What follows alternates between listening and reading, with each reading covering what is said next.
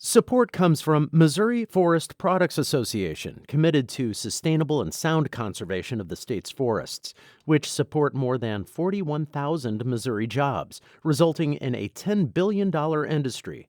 ChooseWood.com. It's Tuesday, January 25th. This is The Gateway. I'm Wayne Pratt. Politicians point to Dr. Martin Luther King Jr.'s I Have a Dream speech as a call for equality, but often ignore his work to dismantle poverty. You have people who are antithetical to his vision, using his name in speeches and boldly lying about what King represented.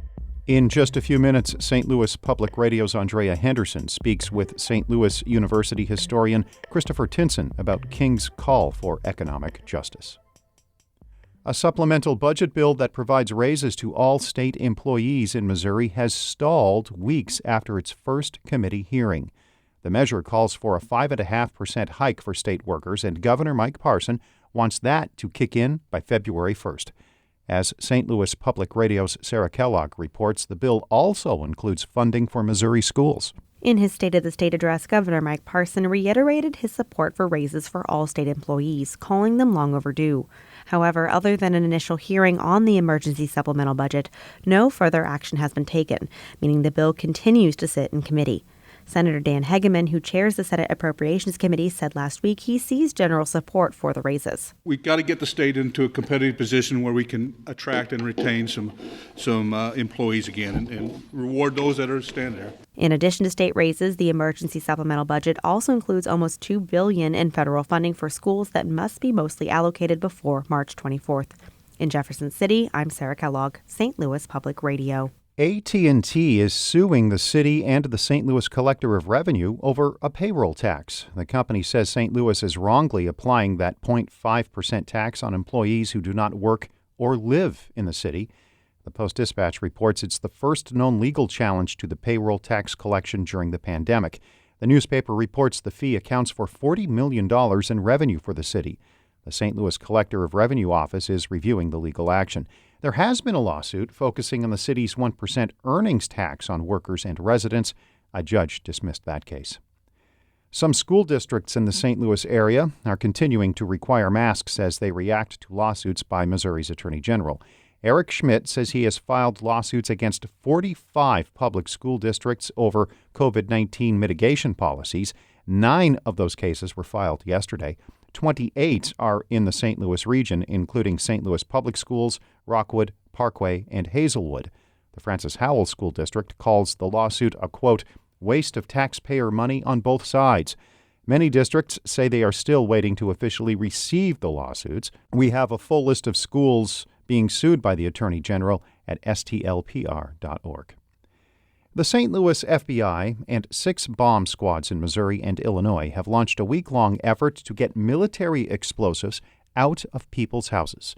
St. Louis Public Radio's Rachel Lippman reports. The FBI and local police departments regularly get calls from residents who might find old grenades a loved one brought home from war. Others may have purchased items at a gun show thinking they're fake. Spencer Evans is the interim special agent in charge of the St. Louis FBI office. He says there is no good way for people who are not professionals to tell if something is real or not. Some of the fakes are very realistic. I guess our message would be, when in doubt, give us a call so that our folks can come check it out. Evans says anyone who finds something that looks like an explosive should call 314-589-2680. Responding officers are not looking to press charges. They just want to secure potentially dangerous items. I'm Rachel Lippman, St. Louis Public Radio. The publisher of the St. Louis Post-Dispatch is asking shareholders to help fight a hostile takeover bid from hedge fund Alden Global Capital. Iowa-based Lee Enterprises has sent a letter calling on shareholders to support its board nominees in the dispute with Alden. Lee has already rejected the fund's roughly $140 million bid. The newspaper publisher says the offer undervalues the company. The two are still fighting in court over whether Alden is allowed to nominate its own board of directors in advance of an annual election March 10th. Alden is known for acquiring newspapers and eliminating jobs to make the publications more profitable.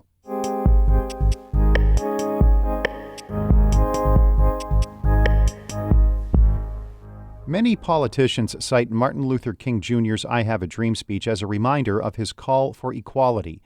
But during the March on Washington in 1963 and later, King wanted the country to address poverty. St. Louis Public Radio's Andrea Henderson asked St. Louis University historian Christopher Tinson why people omit King's call for economic rights. I think that America, and particularly our government leaders, have a way of kind of scrubbing the past to favor their belief system. And I think Dr. King, though unpopular at the time of his death, has been co-opted. His legacy has been co-opted. And you have people who are antithetical to his vision, using his name in speeches, PSAs, and boldly lying about what King represented. And so I'm not surprised that people miss the economic piece. And I think people intentionally want to avoid the economic situation that he spoke about because there's no will to really address it in a coherent way. Since the end of slavery, the economic position of Black Americans really hadn't improved much as intergenerational transfers of wealth account for the wealth gap. How much is that central to the unfulfilled promise of the civil rights movement? I think I will point to the post-World War II period as a period of, possibility for Black folk to, one, utilize some of the civic levers, if you will, of home ownership, service in the military, educational opportunities to kind of advance themselves and propel them towards a middle-class lifestyle. A. Philip Randolph was critical to the original March on Washington in the 1940s.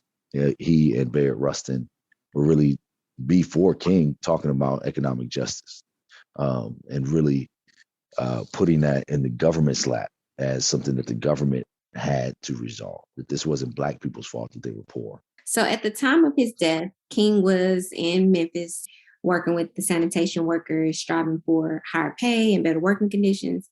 He and a few other civil rights leaders spoke of the contrast of poverty and wealth during that time.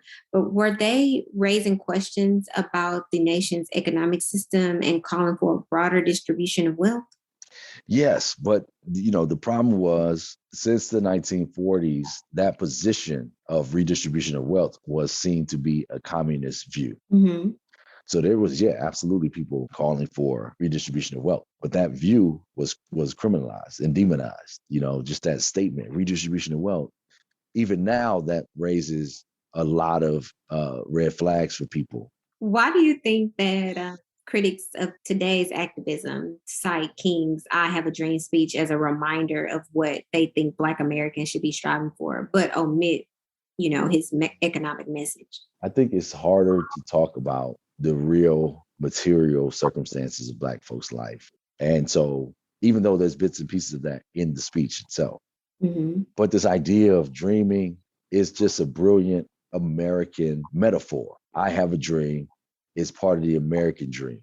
So it's very clever on his behalf to really just link the two.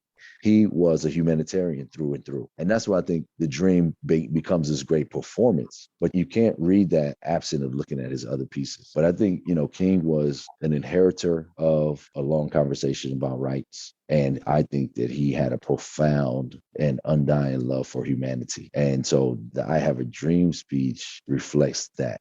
And I think people are comfortable with that because it's like you could be a criminal, but your grandmother's still going to pray for you. Mm. And that was his prayer for America. And America knows it's criminal. Mm. However, please pray for me.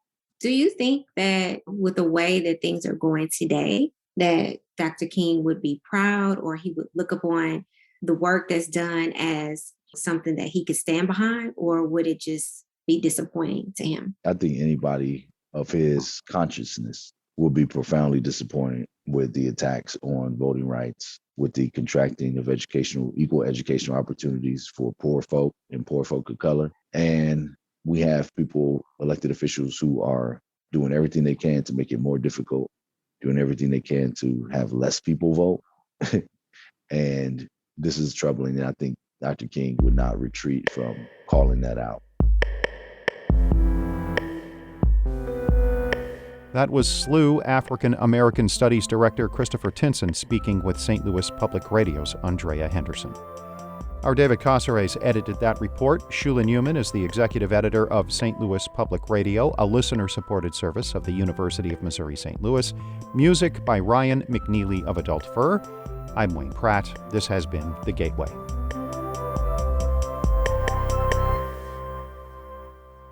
Support comes from the Missouri Forest Products Association. Missouri produces wood pallets, railroad ties, white oak barrels, hardwood floors, and more. Details on the variety of products made in the state are at choosewood.com.